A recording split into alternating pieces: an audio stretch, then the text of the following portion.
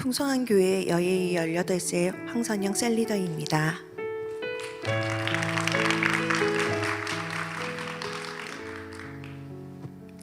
저희 신앙생활은 우리 풍성한 교회에서 처음 시작했습니다.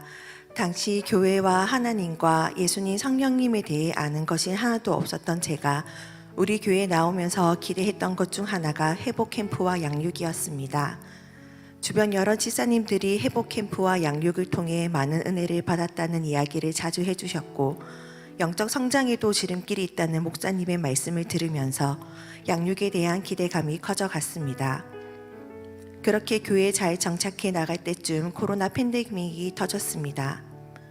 교회에서 드리는 대면 예배는 중단이 되었고 온라인으로 예배를 드리게 되었습니다. 기대했던 양육도 연기가 되어 그로 인한 영적 갈급함이 점점 깊어져 갔습니다. 하지만 하나님은 제가 코로나 팬데믹으로 인해 힘든 시간을 보내고 있음에도 위기를 기회로 바꾸어 주셨습니다. 교회 나오기 전 저는 직장 동료들과 한 달에 2번 술자리를 가졌고, 육아 스트레스를 푼다는 핑계로 친구들을 만나 밤새도록 술을 마시며 세상의 즐거움을 찾았습니다. 그런데 코로나로 인해 사회적 거리두기가 시행되면서 사람들과 모이지 못하게 되었고, 그러다 보니 자연스럽게 양육과 은혜의 자리로 나올 수 있게 되었습니다. 그리고 행복행보에도 참여할 수 있게 되었습니다.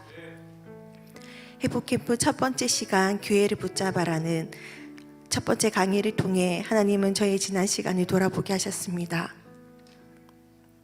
나만 장군처럼 기회를 잡고 해결책을 찾았음에도 불구하고 저는 그동안 저희 자존심 때문에 놓쳐버렸던 기회들이 많았고, 그런 기회들을 곱씹으며 후회하고 원망했던 시간들이 있었습니다.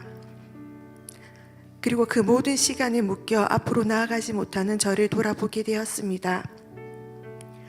하나님을 믿고 만나는 이 회복 캠프의 시간이 운명을 바꾸고 행복을 찾는 기회임을 깨닫게 하여 주셨습니다. 저는 정직하게 살아왔다고 생각했습니다.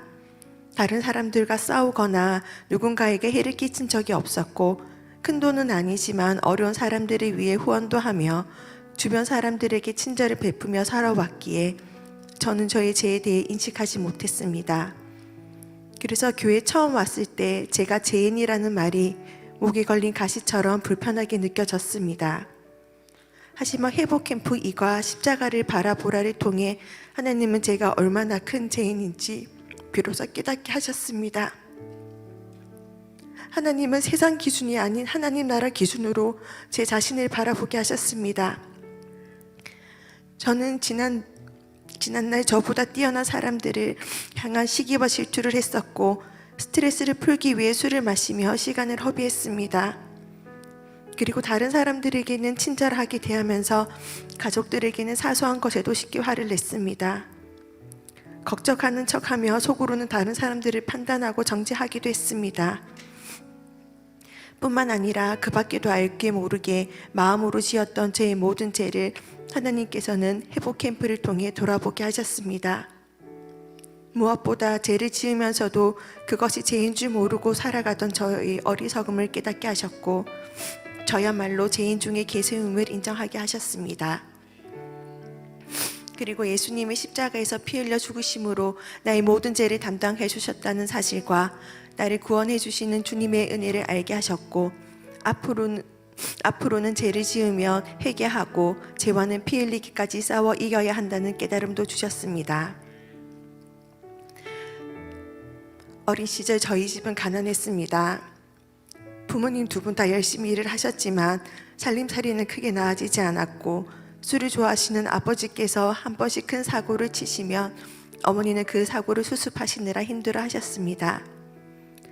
그런 가정 환경 속에서 자란 저와 언니는 서로를 따뜻하게 품어주지 못하고 힘든 시기를 각자의 방법으로 이겨나갔습니다.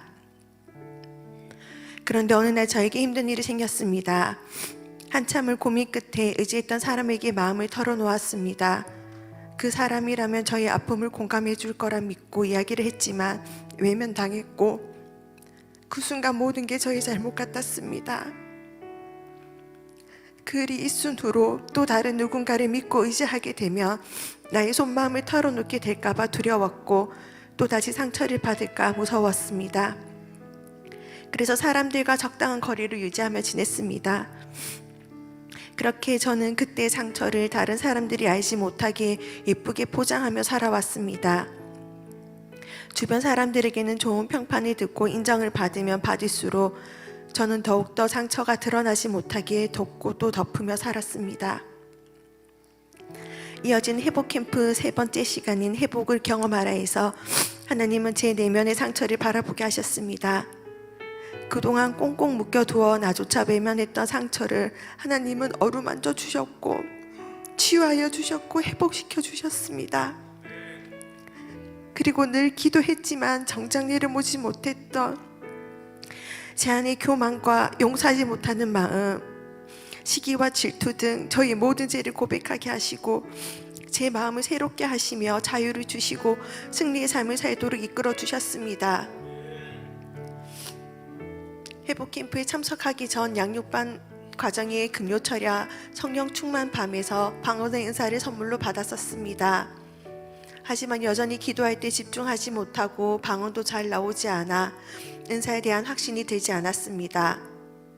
그런데 회복 캠프 마지막 시간인 성령 충만을 받으라 해서 목사님께서는 처음부터 방언이 나오는 것이 아니다, 기도와 방언이 섞여 나오는데 의심하고 받아들이라고 하신 말씀을 통해 내 생각, 내 힘으로 하나님을 이해하고 의지하려 했던 저의 불순종을 깨닫게 하셨습니다. 그래서 저의 생각을 다 내려놓고 모든 것을 성령님께 맡기고 목이 터져라 큰 소리로 기도했습니다. 그런 저를 불같이 바람같이 성령님이 인도하여 주셨고 방언의 은사에 대한 확신을 주셨습니다. 그리고 하나님은 회복 캠프를 통해 하나님의 축복은 그냥 주는 것이 아닌 훈련과 연단의 시간을 통하여 주시는 것임을 깨닫게 하셨고 저를 더 강하게 하여 크게 사용하려는 하나님의 선한 계획이 있음도 알게 하셨습니다.